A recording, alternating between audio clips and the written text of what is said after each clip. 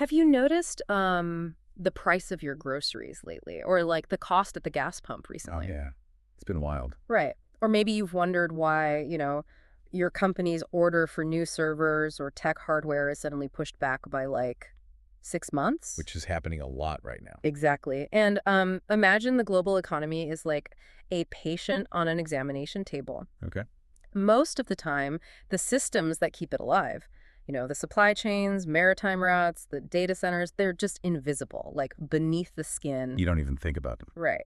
But every now and then, a crisis acts like contrast dye injected into the bloodstream. It just lights up all the hidden arteries, showing us exactly how everything is connected. That's a really good way to put it. Yeah. And today, we're tracing that contrast dye back to a single 21-mile-wide stretch of water.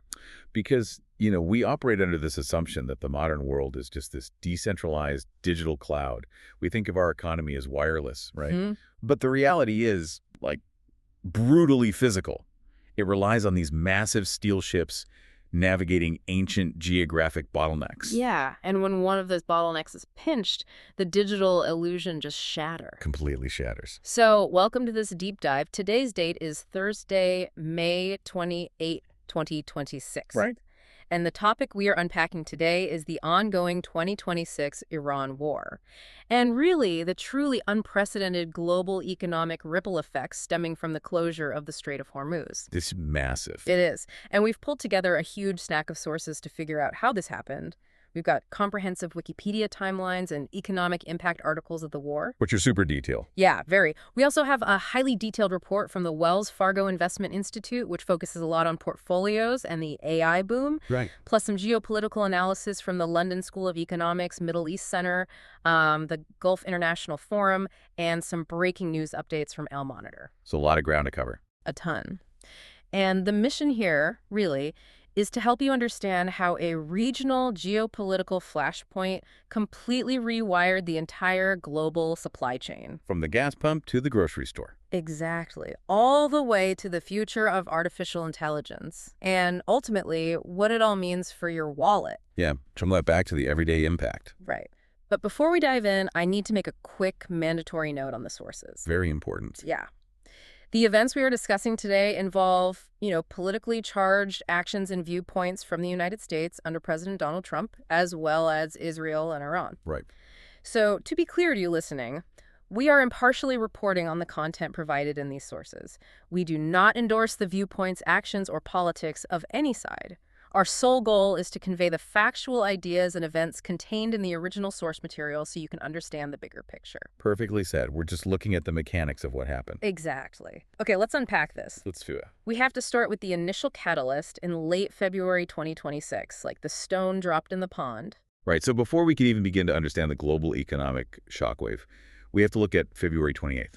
Okay, what exactly happened on the 28th? The United States and Israel launched what they called Operation Epic Fury. Operation Epic Fury. Yeah. And this was an overwhelming, coordinated air campaign targeting Iran. And the sources say the strikes resulted in the death of Iran's supreme leader, Ali Khamenei, right? They did.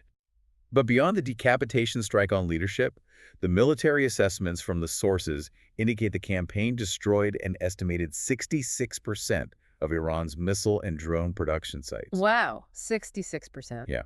And even more significantly for our discussion, it sunk 92% of its large naval vessels. 92%. I mean, if you wipe out 92% of a nation's large naval vessels, conventional military logic dictates you've pretty much neutralized their ability to project power at sea. You'd think so, right?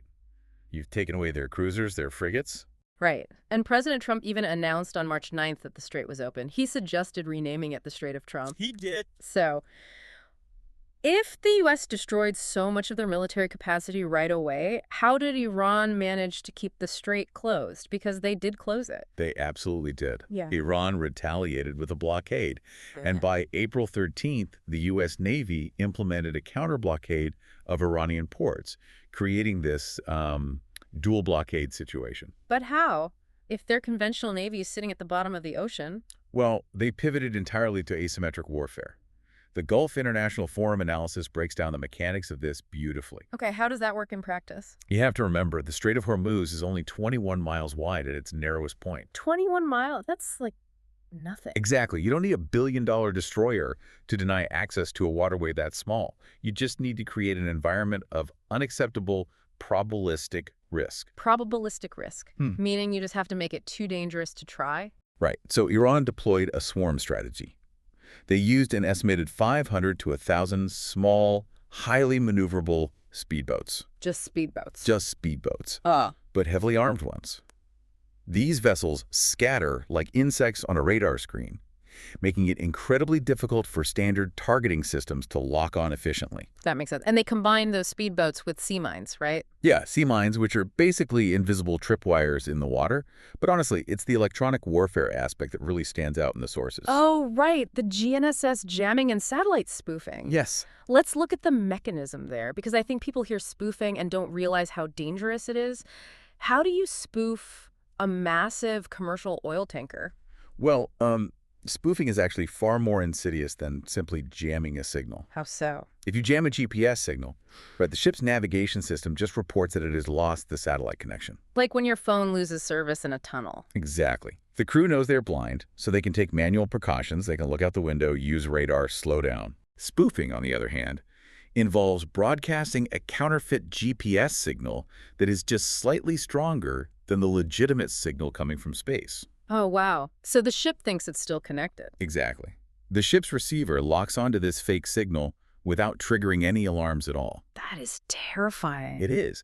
The operators in Iran slowly introduce this, time dilation trick into the signal, which subtly alters the calculated position of the ship. So the ship's automated navigation system believes it is safely in the center of the deepwater transit lane. Yep. While in reality, it is steering itself directly toward a shallow reef or the Iranian coastline or a freshly laid minefield. Exactly. It turns the ship's own multi-million-dollar navigation suite into a weapon against itself. That is insane. And then there is the cost disparity, which transforms this from just a military conflict into like a fiscal war of attrition. Right. The economics of it are staggering. The sources highlight the Iranian Shahid drones. These are loitering munitions built from commercial off-the-shelf parts. Essentially, moped engines and household fiberglass. Yeah, and they cost about $30,000 to produce. 30 grand. Now look at the defense side of that equation. Okay. A single U.S. ground-based interceptor, like a Patriot missile, used to shoot down one of those Shaheds. How much is that? It cost roughly $250,000. Wait, $250,000? Over $250,000, yeah. And air-to-air interceptors fired from fighter jets. Those can cost upwards of $500,000 each. Wow. So every single time Iran launches a $30,000 piece of flying plastic, they force the United States to burn $250,000 just to maintain the status quo. Exactly. They aren't just trying to sink ships. They are trying to bankrupt the defense grid. That is a wild ratio. And that bleeds directly into the true mechanism of the blockade. What do you mean? Well, the physical weapons, the drones, the mines, the speedboats, they're just the catalyst. The actual mechanism that closed the Strait of Hormuz was actuarial mathematics in London. Ah, the war risk insurance premiums. Because I guess you don't need to build a literal wall of ships across the strait if you can just make it financially ruinous for any commercial vessel to enter. Exactly. Imagine you're trying to drive to work, right? Okay. But suddenly the insurance on your car costs more than the car itself. You're not going to drive. Right. That just stay home. That's what happened here. Within days of the initial strikes, the protection and indemnity clubs, the mutual insurance associations that pool risk for the global maritime industry, they had to recalculate their tables. And the premiums for transit through the strait increased by, what, 4 to 6 times? 4 to 6 times by early March. So for a very large crude carrier carrying $100 million worth of oil, the extra insurance premium for a single transit jumped by hundreds of thousands of dollars. Just for one trip. Just to pass through the strait once. So by early March, the P&I clubs took it a step further, didn't they? They did. They removed war risk coverage entirely for vessels entering the specific high-risk zones of the Persian Gulf. Wow. So without that coverage, a ship owner is personally liable for the vessel, the cargo, and the lives of the crew. Completely liable. Yeah. And furthermore, without insurance, the maritime unions stipulate that crews have the legal right to refuse to sail into those waters. I mean, I would refuse. Right. Or they demand astronomical hazard pay. And the violence that did occur really proved the actuaries right. Unfortunately, yes. The sources document early casualties, like The Skylight. That was an oil tanker struck by a projectile north of Oman, which resulted in 2 dead crew members. Yeah, and an evacuation. Then there was the MKD VYM, hit by a drone boat, sparking an engine room fire. Another sailor killed there. And most alarmingly, the U.S. flagged Stina Imperative. Right. That was hit in Bahrain, wasn't it? He was struck twice on March 2nd while it was moored at a port in Bahrain, killing a port worker. Moored at a port? That shatters the whole concept of a safe harbor. Totally. If a ship isn't safe while tied to the pier in Bahrain, it certainly isn't safe transiting the 21-mile choke point. Right. And the result of all that was just instantaneous paralysis. The International Maritime Organization reported that by late April, 2,000 commercial ships and 20,000 mariners were stranded in the Persian Gulf. 2,000 ships. And 20,000 people just stuck. Which triggers the first major economic domino. You have 2,000 ships trapped behind this invisible wall of insurance liabilities and asymmetric weapons. Right. And what's on those ships? Exactly. 20% of the world's seaborne oil and 20% of its liquefied natural gas is suddenly subtracted from the global market. And if we connect this to the bigger picture, this is not just an oil crisis. It's a structural failure of globalization's reliance on single choke points. So the oil shock, how bad was it? Well, the International Energy Agency defined it as the largest supply disruption in the history of the global oil market. In history. In history, oil prices experienced their largest ever monthly increase. Brent crude, which is the global benchmark, hit a peak of $126 a barrel. $126. Yeah. So if the U.S. is a major oil producer now, because we are, right? We've had the shale boom. We are a massive producer. Then why are American drivers paying over $4 a gallon? And why is California surging past $5? If the U.S. is producing oil, why are we feeling it so hard at the pump? Because energy independence is largely a political myth when you're dealing with a fungible global commodity market. What does that mean, fungible? It means every barrel of oil is essentially the same as any other barrel, regardless of where it came from. Once crude oil is pulled out of the ground, it enters a global bidding pool. Okay. The CEO of Vitol, a massive energy trading firm, he estimated this war erased roughly 600 to 700 million barrels of oil from that global supply. 600 to 700 million barrels just gone. Right, so it doesn't matter if a barrel was pumped in Texas or Saudi Arabia. When that much supply is gone, the price for everyone skyrockets. Because if a refinery in Japan suddenly can't get its oil from the Gulf, they're going to call up the supplier in Texas and offer a premium. Precisely. And the Texas supplier is going to sell to the highest bidder. To keep that Texas oil domestic, the U.S. refinery has to match the new panicked global price. Ah, I see. And that inflated crude price is then passed directly to you, the consumer, at the gas station. Right. While the U.S. feels it at the pump, emerging economies are just suffocating. Yeah, the sources mention the Philippines declaring a national energy emergency. Yeah. The Philippines imports 95% of its crude oil. When the price of oil doubles, they have to drain their national foreign exchange reserves just to buy the fuel necessary to keep their electrical grid online. Wow. And their currency crashed, right? The Philippine peso crashed to record lows. They even had to implement a 4-day work week simply to conserve energy. A 4-day work week just to keep the lights on. That's wild. And then there's the aviation crisis. Oh, the aviation sector was thrown into complete chaos. Because the airspace over the Middle East was closed, right? Yeah, over Bahrain, Iraq, Israel, Kuwait, Qatar, Syria, and the UAE. Massive closures. Which forces massive rerouting. And longer flights mean you burn more fuel. Exactly. And you're burning more fuel right when jet fuel prices have doubled. But why did jet fuel double even faster than regular oil? Because jet fuel is a kerosene-based product. You can't just take any crude oil and turn it efficiently into jet fuel.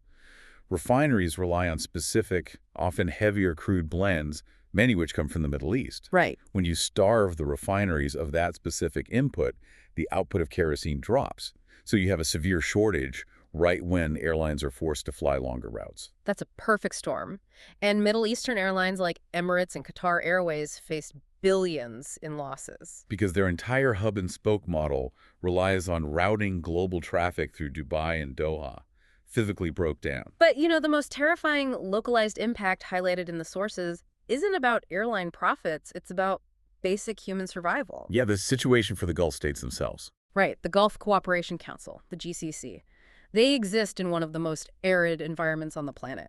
And they import 70% of their total food via ships moving through the Strait of Hormuz. 70%. When those ships stop, grocery prices spike anywhere from 40 to 120%. Which is devastating. But even more terrifying than the food is the water. The desalination plants were hit. Right. Cities like Doha, Dubai, and Kuwait City rely on desalination for up to 99% of their drinking water. 99%.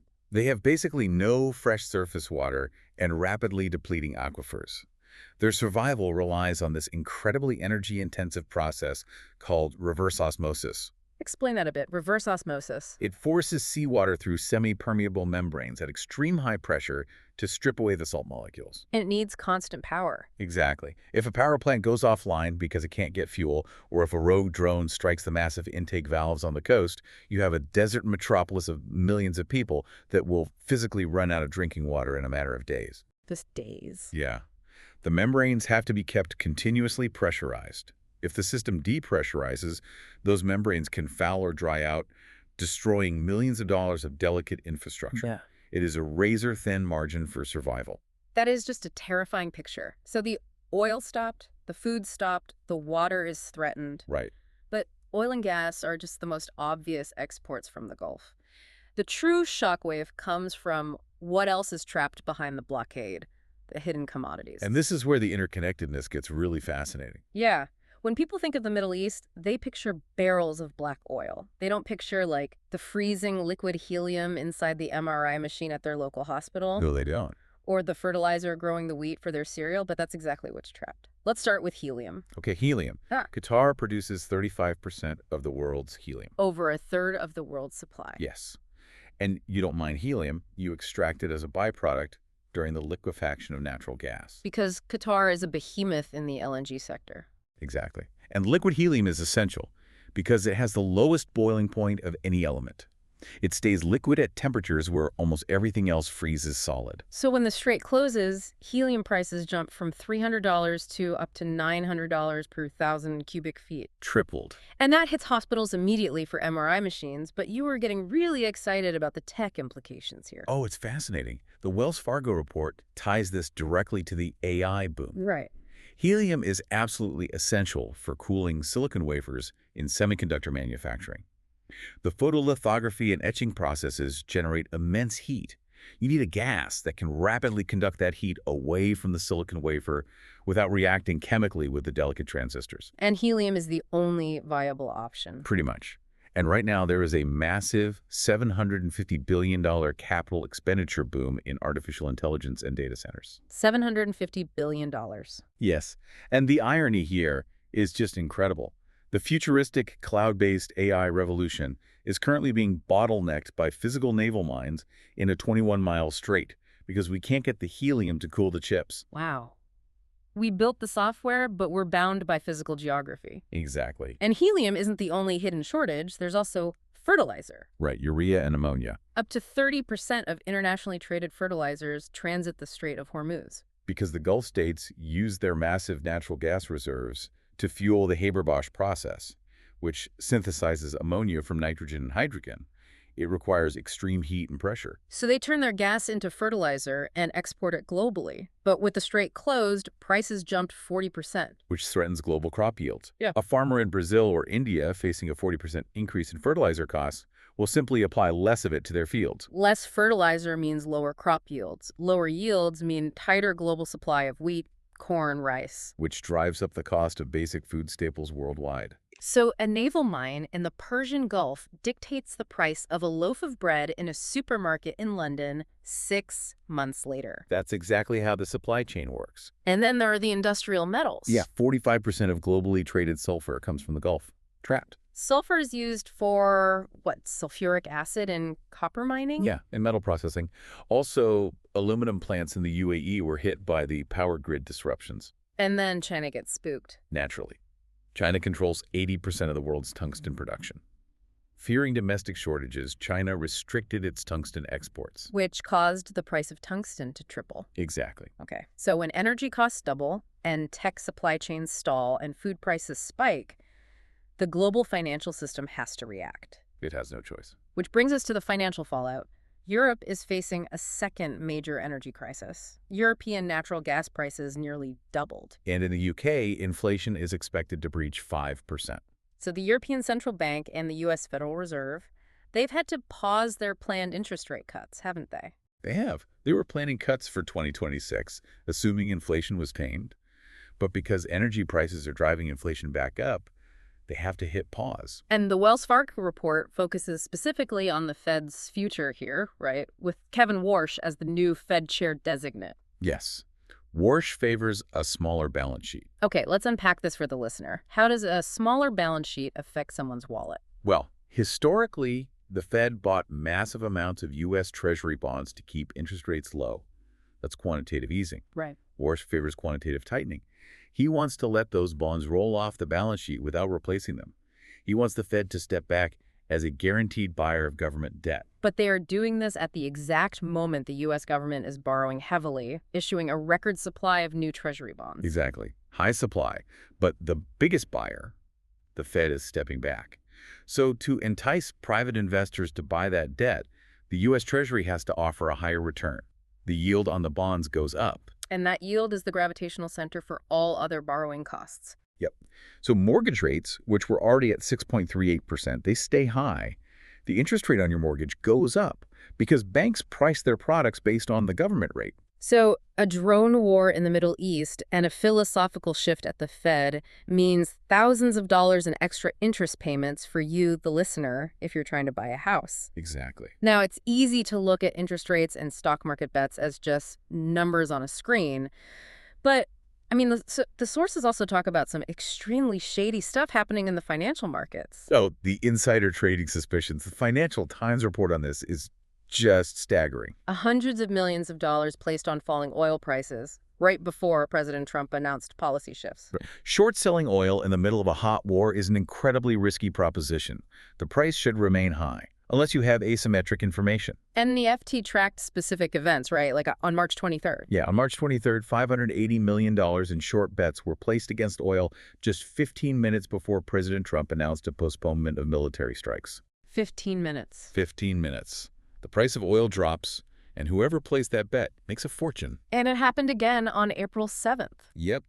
$950 million in bets were placed shortly before Trump announced a 2-week ceasefire. That is almost $1 billion. And the most egregious was April 17th. $750 million in Brent crude futures were sold short a mere 20 minutes before Iran's foreign minister announced the Strait of Hormuz would open for the remainder of the truce. 20 minutes. I mean, these aren't lucky guesses. No. The precision and volume strongly suggest entities with advanced knowledge of high-level diplomatic decisions were weaponizing that information. It's war profiteering optimized for the algorithmic trading era. It's wild. But push back here for a second. We're talking about massive financial bets and inflation. How is this physically reshaping the world map? Like people actually moving? Well, human capital flight is a huge part of this. We have to look at the returnees. The returnees. Over 220,000 Indian nationals fled the Gulf. Right. For decades, places like the UAE and Qatar marketed themselves as safe havens. Zero income tax, luxury infrastructure. They rely on expatriate labor for high finance, engineering, everything. But when the desalination plants are threatened, that illusion of safety evaporates. Exactly. And these expats aren't just manual laborers. Many are highly skilled professionals and executives. They didn't just leave, they took their wealth with them. Back to India. Yes. But here's the fascinating part. They bypassed the major megacities like Mumbai or New Delhi. Really? Where did they go? They routed their capital into Tier 2 and Tier 3 Indian cities. And they are driving a 14% real estate boom in those emerging urban centers. Wow, 14%. Yeah. Conversely, at the ultra-high net worth end, London real estate is seeing a boom. Middle Eastern capital is fleeing the war and treating London as a safe haven vault. The crisis is literally redrawing the map of global real estate and talent. So if the jugular is blocked, the body has to grow new blood vessels. How are countries and industries surviving right now? How do you bypass a 21-mile strait? Well, pipelines. Saudi Arabia is routing 4.6 million barrels a day through the East-West pipeline, known as the Petroline. Okay, the Petroline. How long is that? It's a 1,200-kilometer pipeline to the Red Sea port of Yanbu. 1,200 kilometers. But, I mean, you can't protect a pipe that long, can you? No, and Iran knows it. They keep attacking the pumping stations with drones, proving nowhere is perfectly safe. Right. So if conventional air defense is too expensive, what do they do? They turn to Ukraine. Ukraine. Yeah. Having fought off Russian drones for years, including the exact same Iranian Shahed drones, Ukraine have evolved their tech. They are now exporting low-cost counter-drone systems to the Gulf. Oh, like the Sting system. Exactly. Acoustic sensors, machine guns on mobile platforms, purpose-built to hunt cheap drones at a fraction of the cost of a Patriot missile. That makes so much sense. But we've always talked about moving to green energy to save the climate. Are you saying this war is doing more to push green energy than environmental policies? What's fascinating here is, yes, absolutely. The green pivot is no longer viewed by these petrostates as an environmental side project. What is it then? It is an immediate matter of economic security. Explain that. Think about it. Fossil fuels require extracting liquid, refining it, and physically transporting it through vulnerable maritime choke points. Right. Easy to block. But sun and wind cannot be blockaded in a strait. An adversary cannot lay mines against the sun. Wow. So Gulf states are accelerating renewables. Saudi Arabia and the UAE are building massive solar arrays and battery storage sites. And the Innoam Green Hydrogen project in Saudi Arabia. Right. If you can create green hydrogen using localized solar and wind, you neutralize the leverage of asymmetric warfare. True sovereignty requires energy that can't be severed by a speedboat. That is a massive paradigm shift, Oh, which brings us right up to the present moment. Literally today, May 28th, 2026. Where do we stand, and is there an end in sight? Well, according to breaking news from Al Monitor, a Memorandum of Understanding, an MOU, for a 60-day ceasefire extension has just been reached between the U.S. and Iran. Okay. And President Trump's Operation Project Freedom. That was the Navy mission to escort merchant ships. Yeah, that was paused on May 6th due to great progress in talks. However, the deal is not final. Far from it. Yeah. President Trump still must approve it, and he is facing intense pressure from hawks within his own party. Right. They want to demand concessions regarding Iran's nuclear program. Exactly. So what does this all mean for you, the listener, right now? Well, markets are holding their breath. Even if Trump signs the 60-day extension today, the Wells Fargo report warns that the economic effects will linger for a long time. Because it takes months for shipping to normalize. You have 2,000 stranded ships, millions of shipping containers in the wrong ports. You can't just flip a switch and untangle that. Plus, OPEC's influence over oil has been permanently diluted. The world has realized it can never be 100% reliant on the Strait of Hormuz again. The risk profile is fundamentally changed. So, to quickly summarize the journey we just went on, a localized military strike in Iran sent insurance premiums soaring. Which trapped 20% of the global oil supply. Which trapped helium and fertilizer. Which spiked inflation and threatened the AI revolution. And altered the global real estate market. Just incredible. It really is. And it leaves us with one final kind of provocative thought to ponder. What's that? For 50 years, the world relied on the U.S. military to guarantee the safe passage of fossil fuels through global choke points. Total conventional naval dominance was the insurance policy for the oil trade. Right. But in a world where a $30,000 drone can hold the global economy hostage, have we inadvertently triggered the end of the fossil fuel era? Wow. Not because we ran out of oil, and not because we solved climate change, but simply because moving it across the ocean became physically and economically impossible to defend. Because the math of defending it just broke. That is a heavy thought to leave on. Thank you so much for joining us on this deep dive. Thanks for having me. And to everyone listening, keep asking questions about the hidden connections in your daily lives. As we've seen, the interest rate on your mortgage and the future of artificial intelligence might just depend on a 21-mile stretch of water on the other side of the planet. Take care.